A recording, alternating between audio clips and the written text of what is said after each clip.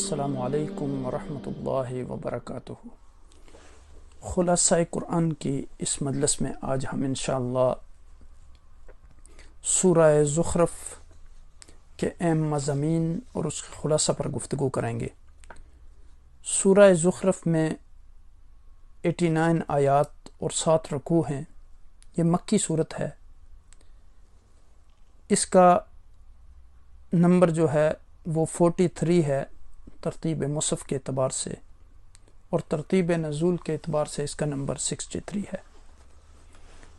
سورہ زخرف کا آغاز حروف مقطعات سے ہوتا ہے، ہا میم۔ حقیقی معنی اللہ اور اس کے رسول صلی اللہ علیہ وسلم ہی بہتر جانتے ہیں۔ سورہ زخرف مکی صورت ہے جس میں 7 رکوع اور 89 آیات بینات ہیں۔ زخرف کا معنی جو ہوتا ہے سنہرا، آراستہ اور زینت۔ سونے کے زیورات کو بھی زخرف کہتے ہیں۔ اس سورہ مبارکہ کی آیت نمبر 35 میں لفظ زخرف آیا ہے، اسی مناسبت سے اس کا نام زخرف رکھا گیا۔ اس سورہ مبارکہ کا موضوع اصول ایمان ہے۔ قریش مکہ اللہ تعالیٰ کو خالق بھی مانتے تھے اور رب بھی مانتے تھے، یعنی وہ توحید خالقیت اور توحید ربوبیت کا اقرار کرتے، لیکن توحید الوہیت، توحید عبادت اور توحید حکمیت کے منکر تھے، یعنی وہ اللہ کے ساتھ اور الہ بھی بناتے تھے، اللہ کی بندگی میں شریک بھی ٹھہراتے تھے اور اللہ کی حکمیت میں شرک کے مرتکب ہوتے تھے۔ چنانچہ اس سورہ مبارکہ میں دعوت ابراہیم، دعوت موسیٰ اور دعوت عیسیٰ علیہ السلام سے استدلال کر کے اللہ کی حکمیت نہ صرف تسلیم کرنے بلکہ اس میں توحید اختیار کرنے کا حکم دیا گیا۔ بعض تفاسیر کے مطابق اس صورت کا اصلی مقصد انسان کو نصیحت اور اسے خبردار کرنا ہے۔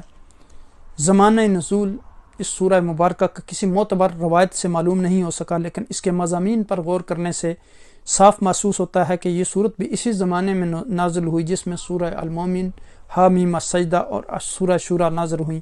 یہ ایک ہی سلسلے کی صورتیں معلوم ہوتی ہیں جن کا نزول اس وقت سے شروع ہوا جب کفار مکہ نبی اکرم صلی اللہ علیہ وسلم کی جان کے درپے ہو گئے تھے، شب و روز اپنی محفلوں میں بیٹھ کر مشورے کر رہے تھے کہ آپ کو کس طرح ختم کیا جائے، اور ایک حملہ آپ کی جان پر بھی ہو بھی چکا تھا۔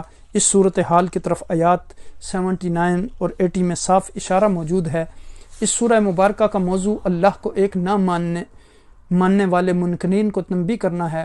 اس میں توحید کے دلائل اور شرک کو جھوٹا قرار دینے کا پہلو نمایاں ہے۔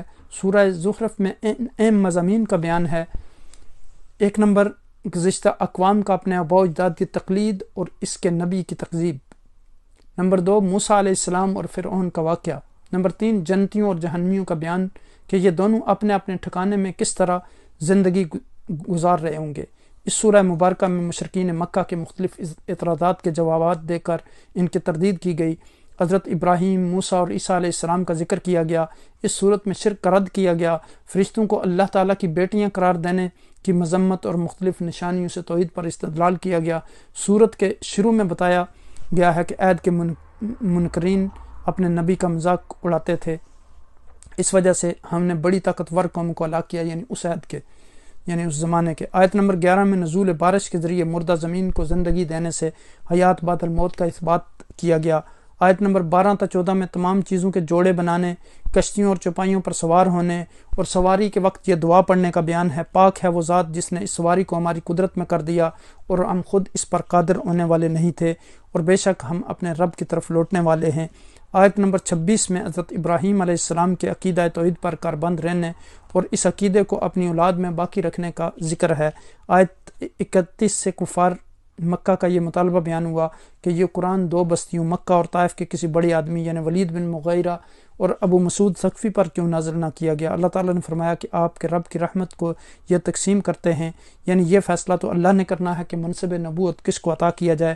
ہم نے ان کی دنیاوی زندگی میں ان کی معیشت کے وسائل کو تقسیم کیا ہے، اور ہم نے معاشی اعتبار سے بعض کو بعض پر فضیلت عطا کی ہے تاکہ وہ ایک دوسرے سے خدمت لیں، اور آپ کے رب کی رحمت اس مال سے بہت بہتر ہے جس کو یہ جمع کر رہے ہیں۔ دنیا کی زندگی کی بے وقتی کو بیان کرتے ہوئے فرمایا کہ اگر لوگوں کے کفر میں مبتلا ہونے کا اندیشہ نہ ہوتا تو ہم ان کے گھروں کی چھتیں، دروازے اور مسندیں چاندی کی بنا دیتے، اور چاندی کیا سونے کی بھی بنا دیتے، اور یہ سب سامان دنیا کا سامان زیست ہے، اور آپ کے رب کے پاس آخرت کی نعمتیں صرف متقین کے لیے ہیں۔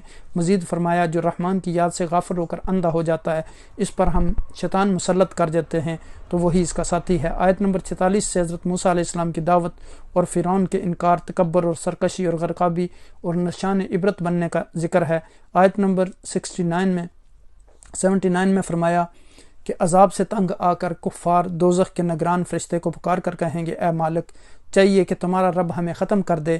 وہ کہے گا تم اس میں ہمیشہ رہنے والے ہو۔ آیت نمبر 81 میں فرما دیجئے اگر رحمان کا بیٹا ہوتا تو میں سب سے پہلے اس کی عبادت کرنے والا ہوتا۔ اللہ تعالیٰ ان ایوب سے پاک ہے۔ آخر میں آپ صلی اللہ علیہ وسلم کو درگزر کرنے اور ان کے لیے سلامتی کی دعا کرنے کا حکم فرمایا گیا۔ اس صورت میں ابتدا میں بھی دوسری عوامیم کی طرح نبی اکرم صلی اللہ علیہ وسلم کے دائمی معجزہ قرآن کے ذکر سے ہوتی ہے۔ اللہ نے اس روشن اور واضح کتاب کی قسم کھا کر فرمایا ہم نے اسے عربی میں بنایا تاکہ تم سمجھو، اور یہ قرآن بڑی کتاب ہے، یعنی لوح محفوظ میں ہماری پاس لکھی ہوئی ہے اور بڑی فضیلت اور حکمت والی ہے۔ اس کے بعد سورہ زخرف دلائل قدرت سے بحث کرتی ہے۔ یہ آسمان کی نیلی چھت، یہ زمین کا فرش، یہ بلند و بالا پہاڑ، یہ بہتی ہوئی نہریں، یہ تا نظر پھیلے ہوئے سمندر۔